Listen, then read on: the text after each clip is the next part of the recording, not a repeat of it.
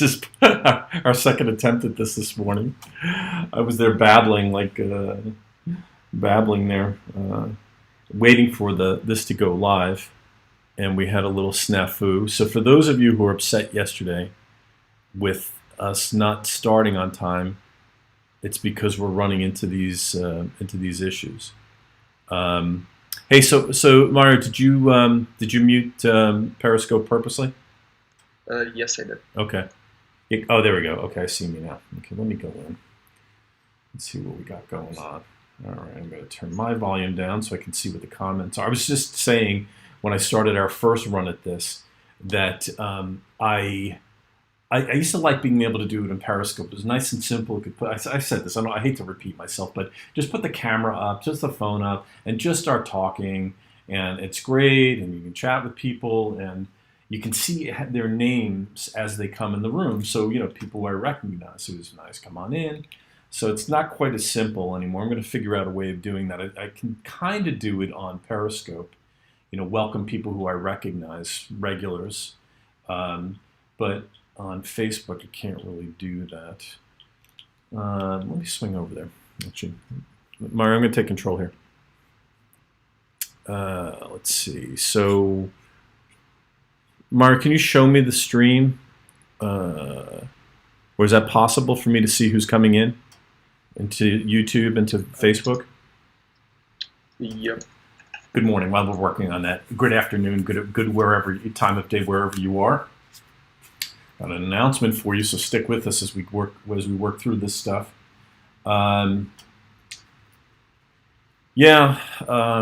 So I want to wait to make the announcement. I'm going to kind of bounce around the order from what we advertised, just because I want folks to be able to come into the stream.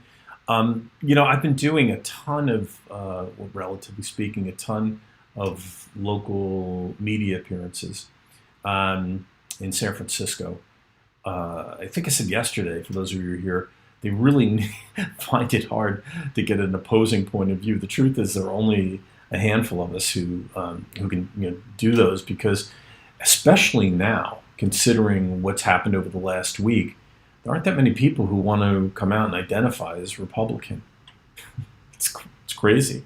There's professional repercussions for being a Republican in San Francisco.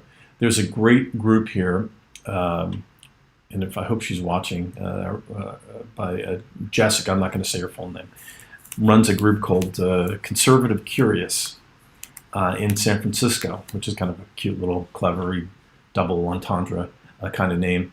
And what happens is she sets up these private events, usually like in lofts and different places in the city, private residences. And 40, 50, 60 people come, and they're just conservatives who I don't even know, even though I'm the chairman of the local Republican Party, because these guys are totally in the closet in their tech jobs, in their finance jobs, in their jobs at law firms.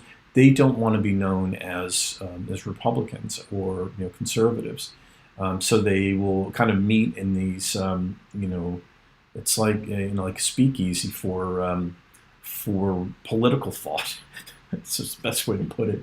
I gotta say, it sort of reminds me of what it might have been like to be gay in some city 50 years ago or something like that. You kind of meet in these private places, or you have certain bars that you go to, which are where you feel comfortable. One of the bars that we actually felt comfortable in actually tossed us, a place called the Patriot House. We wanted to have an election night party, and we were trying to book it, and they wanted to shut down the whole place and charge us an exorbitant amount of money. This is last year. And we're like, why? We've been regulars there. Well, as it turns out, we hosted a debate party, I think it was. A debate party, I think it was. And where we watched the debates, and a bunch of people showed up wearing MAGA hats. And at this place called the Patriot House, customers complained. And so at the Patriot House, Republicans were no longer welcome. So that's one of the reasons why I've been doing so many of these local media appearances. It's just because there aren't that many people who are willing to put their name associated with the Republican brand. It is astonishing to me. It's astonishing to me that folks on the left, principled people, don't speak up and say that this is atrocious, the way people are, Republicans and conservatives in places like the Bay Area are being treated. It is astonishing to me how few principled liberals there are left anymore who are watching this massacre of conservative thought on social media and aren't saying anything about it. So that is, I mean, like with the exception of Glenn Greenwald, I think Matt Taibbi said something about it. So there was one other person whose name came up, and I've beg their forgiveness for not remembering it, but like 2 or 3 people. The rest of the quote unquote liberals out there are applauding this silencing. And what's crazy about that is that they don't even see the medium term implications. I mean, how long do they think it's going to go on that people are being silenced and shut out of social media, and how long do they think it's going to take before that frustration bubbles over into something worse?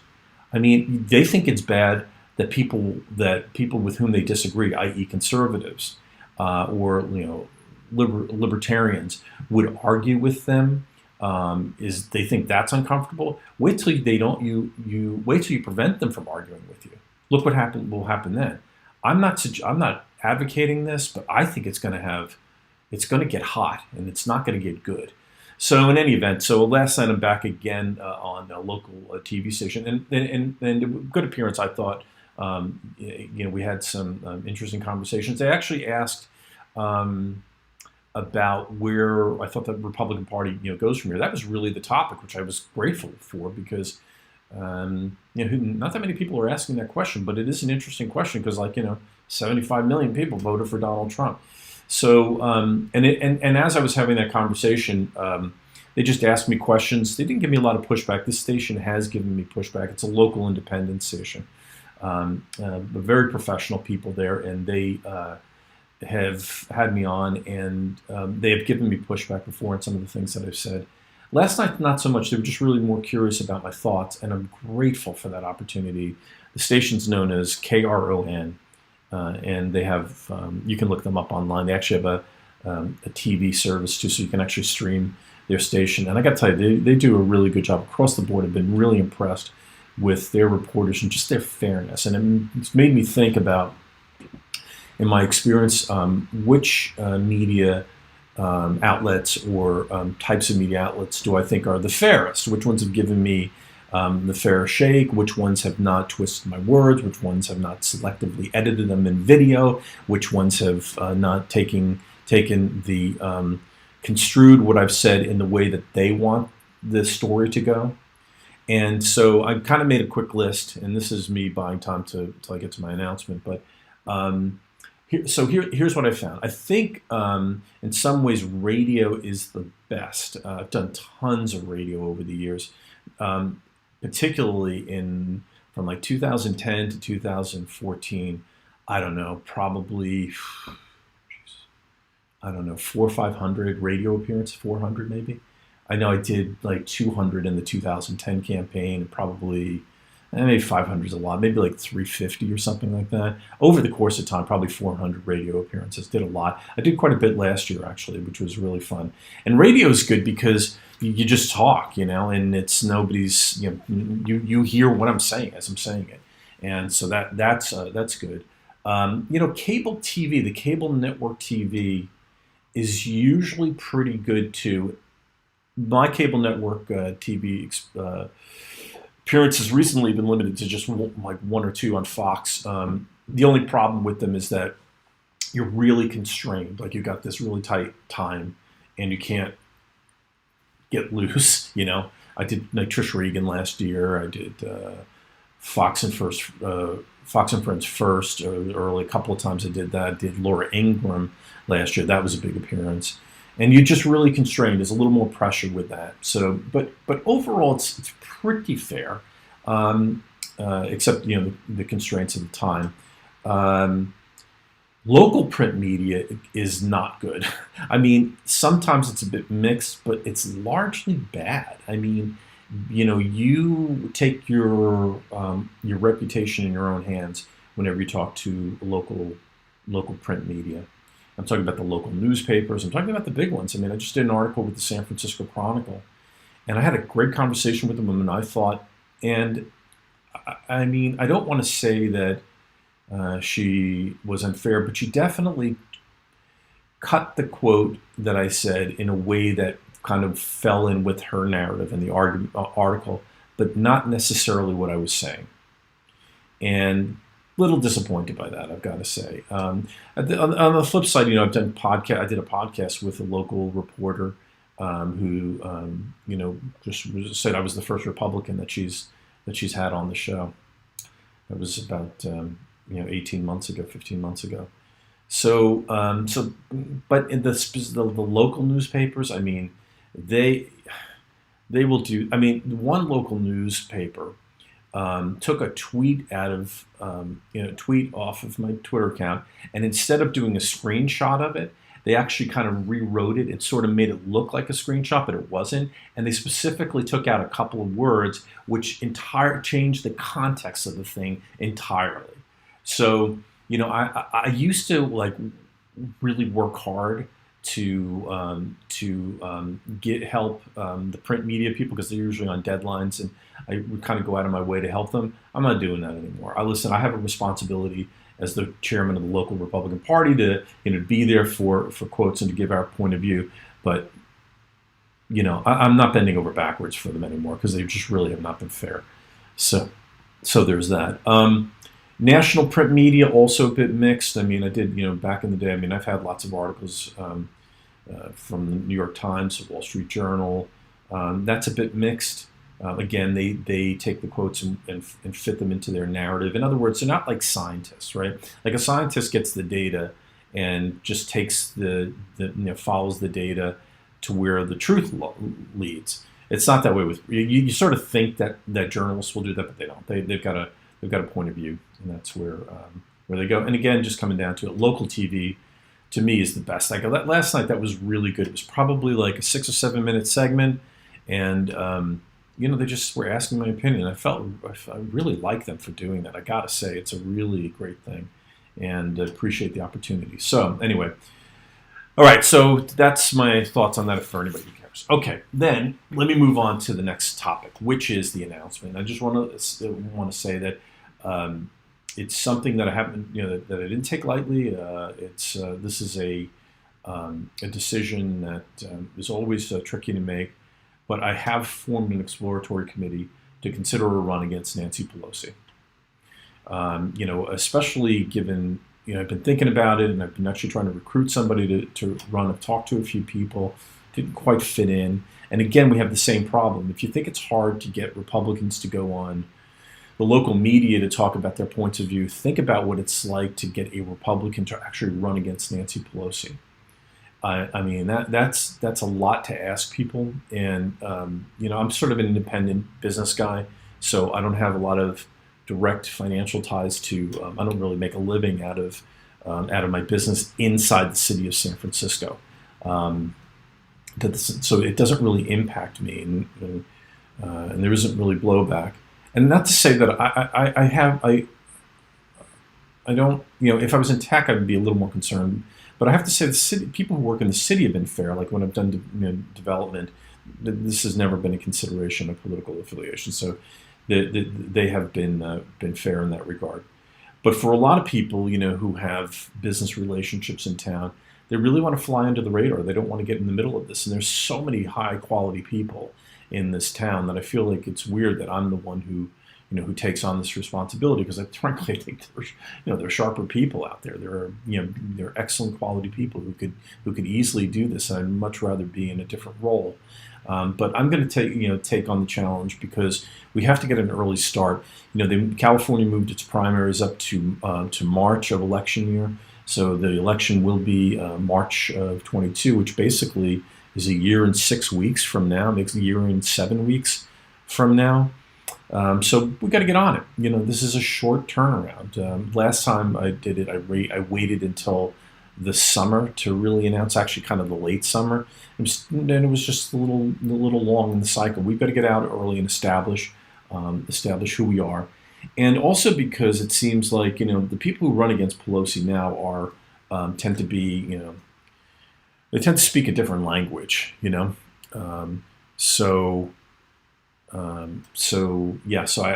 it's not the language that we need to hear. We need practical responses. I was looking at a 60 Minutes piece this morning from Nancy Pelosi from 2006, and boy, she's gone from bad to awful in a really, really quick way.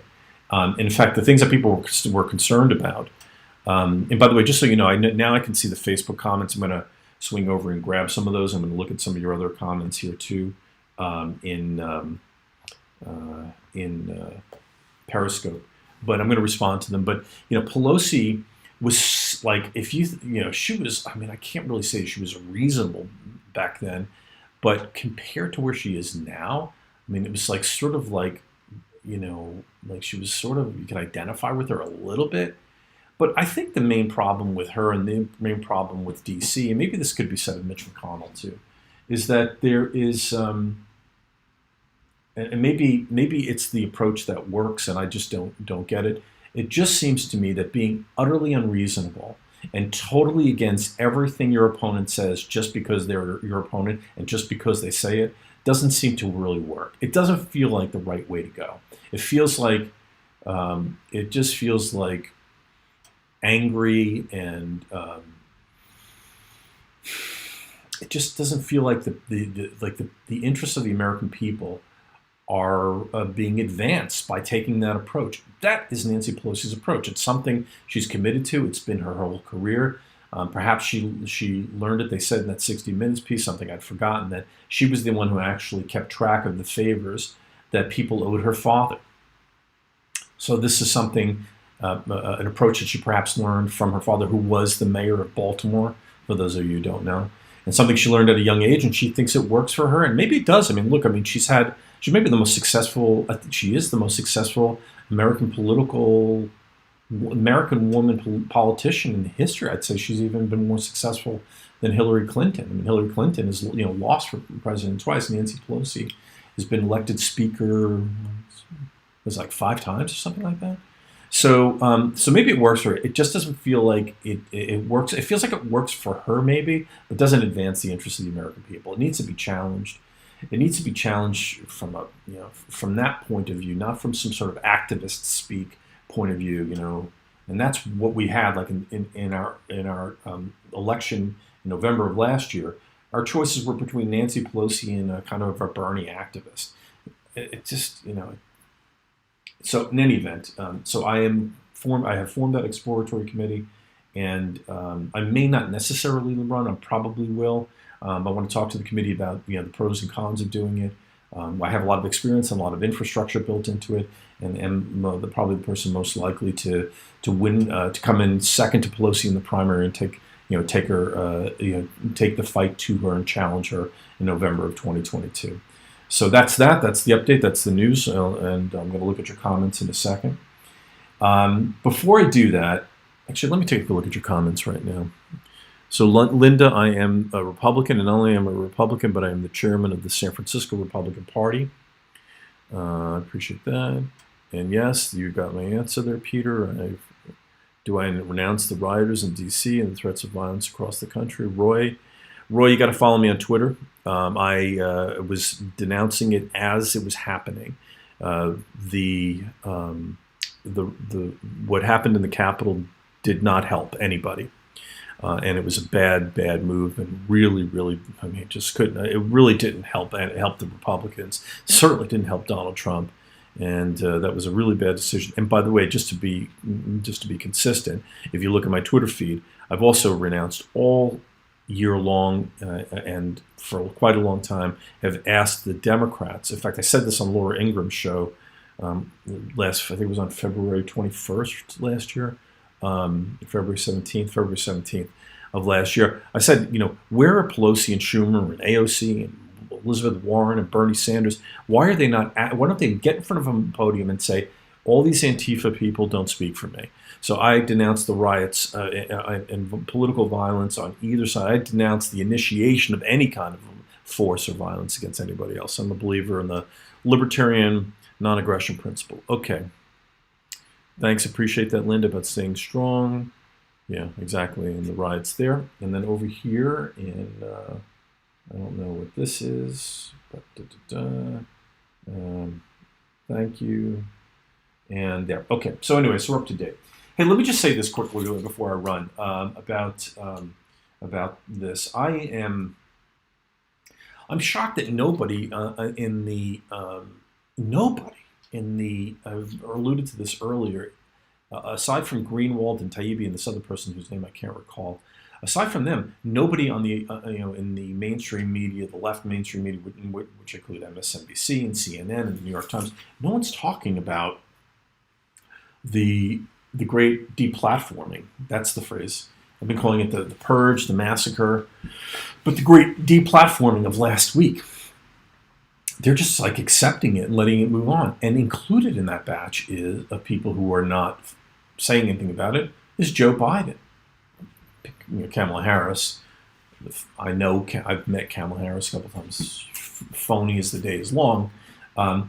So I expect her just to sort of giggle her way in, through her time in the White House as the vice president.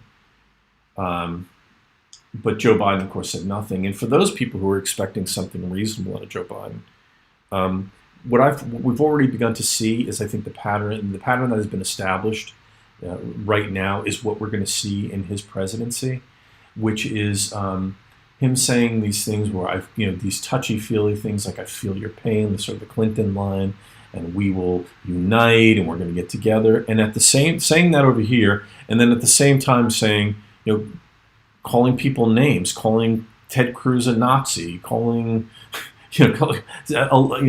basically saying that Ted Cruz was Goebbels.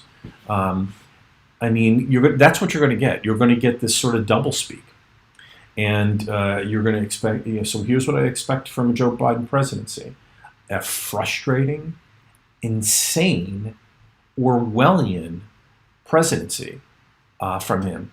You will get, I expect zero support on this issue of the First Amendment and the purging and having alternative points of view. You're not going to get any help whatsoever. And here's one thing I will say about Donald Trump.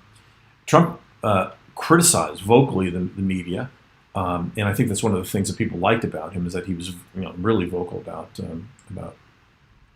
that. But he never tried to censor people. They could say what they want, but he was going to hit back if you said things that with which he didn't agree, and if the attacks were personal against him. But I just don't think with Biden that you're going to see. I think Joe Biden will actively support the social media suppression of free speech. You got to remember something about Joe Biden. I've said this before. Joe Biden in his prime was a terrible candidate for president.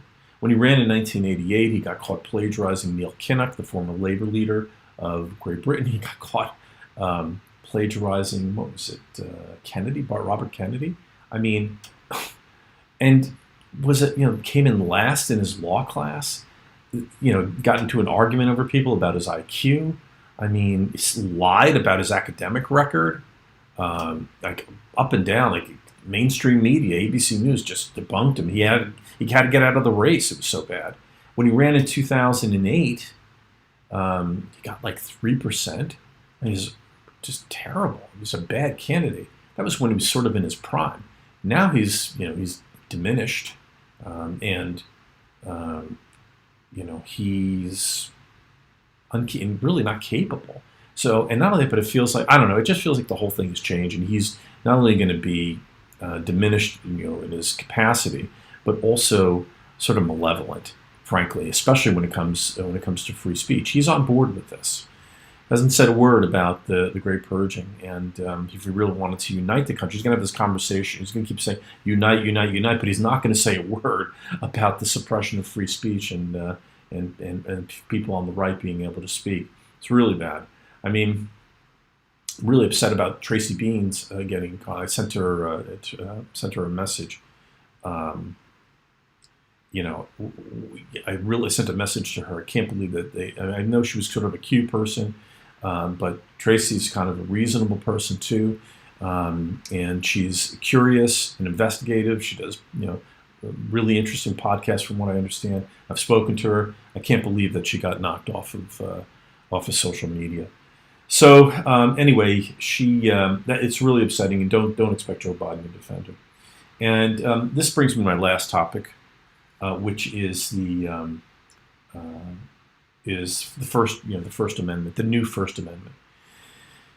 And I'll talk a little bit more about this because I'm running short on time right now. But I'll come back to this topic again. The First Amendment. If Twitter is just a private company, it's really hard to argue with them in terms of them being able to allow to police what people say on their platform. It's kind of a libertarian point of view. I mean, there's been some other discussion about why that doesn't apply anymore because the public square is now in private hands. Okay, I get that argument. It's interesting. Not sure I buy it, but okay, I hear it. But I guess where I'm concerned now is that I don't think that Twitter or Facebook kicked Ron Paul off yesterday. Now, why in God's name would they kick Ron Paul off? They never gave him a notice. They never gave him a warning about what he was saying. I think the reason why they booted him, someone suggested, was because Ron had a different point of view on this approach to the pandemic. Now, Ron Paul's a physician. I mean, he's a retired physician. A guy who delivered 5,000 babies. I mean, and his point of view should be respected. Now, there's more to it with Ron. I mean, he's also very anti the existing banking system, central banking system, the Federal Reserve.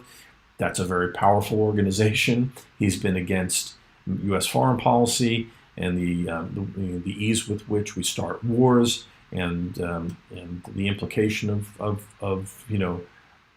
wars and how much we spend on them and all that sort of thing. So maybe that had something to do with it.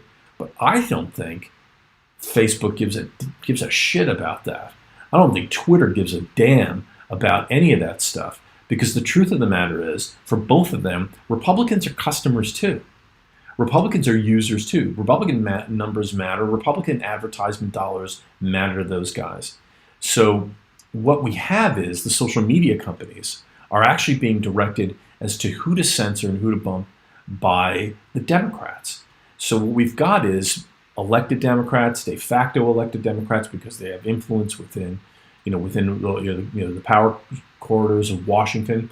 They're the ones who are directing the social media companies and the tech companies as to who to deplatform. And in that regard, they're just an extension of the government. So with that position, maybe the First Amendment really should apply to them, because there is no way to really prevent powerful people in Washington from using leverage, like, for example, maybe the promise to keep Section 230 in place, using that promise to give liability protection to the social media companies in exchange for Democrats being able to dictate who gets deplatformed and who doesn't. And if that's the de facto situation we have, then de jure, by law, we really need to start applying the First Amendment to these private companies. Now, this is me as a libertarian saying that. And I've thought this one through, and I'm happy to take take a different point of view and argue this out with folks. I'm happy, if I'm wrong, I'd take a step back. But I think that that's a legitimate argument to make. So I'm going to continue that discussion. I want to talk about another approach that has not succeeded at another time, which was someone sued Twitter for an unequal application of their terms of service. That did not succeed. But I think what I'm saying right now, I'd love to hear from legal minds how they construe that argument. Does that hold water? Does that have weight? Is that something that could be presented to a court with some confidence of success? So in any event, that's where I'd say it. So let me just take a quick look at your comments before I go. So there's that. Will you announce a riot? I wish you well. Thank you, Michael Moody. I appreciate your support. And just so you know, by the way, especially since I've made an effort to increase the Republican registration in San Francisco for the first time in 6 decades, starting with, just coincided with my becoming chairman of the San Francisco Republican Party. For the first time in 6 decades, Republican registration is up consistently. It's a little up and down, but consistently moving in the right direction. So, by the way, imagine how big that swing will be if we can continue to move forward, building the market for Republican ideas and attracting people to the Republican Party in the belly of the beast. Think about that and what the implications are, that not just for San Francisco, but for the rest of the country. We'll talk about that another time. Michael, I appreciate the comment and I appreciate the support. So let's leave it at that. I'm sorry, sometimes when I get at the end, I feel like I've got to run and I sort of race through, but let me leave it at that. I want to thank you all for joining. I do want to make a couple of plugs here. So if you wouldn't mind following us, it's Real John Dennis on Twitter. It's John Dennis on Parler whenever Parler comes back up. On YouTube, I think it's John Dennis for Congress or John Dennis Report, either one. Go to both of them. I don't know which one we're using now. Probably John Dennis Report. So subscribe there. And on Facebook, go to John Dennis for Congress. And please subscribe there. It really helps, particularly on YouTube. Actually, all of them really help. Please, subscribe. You get a little, take on the notifications for when we're going to come on air. And let's build something so that we can actually make a substantial change and really take the fight to Nancy Pelosi. I don't think social media will completely dictate the outcome of elections just yet, but they will eventually. And we're moving in that direction. So having a really strong base on social media will have a substantial impact on this campaign. And we'll talk more about that as time goes on. So please, follow us at those various those various names. And I'll see you soon. I will be back at 11 o'clock on the Pacific Coast time, or somewhere around that time, on Thursday. And those are our regular times, 11 a.m.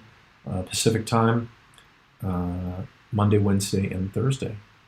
Look forward to seeing you then.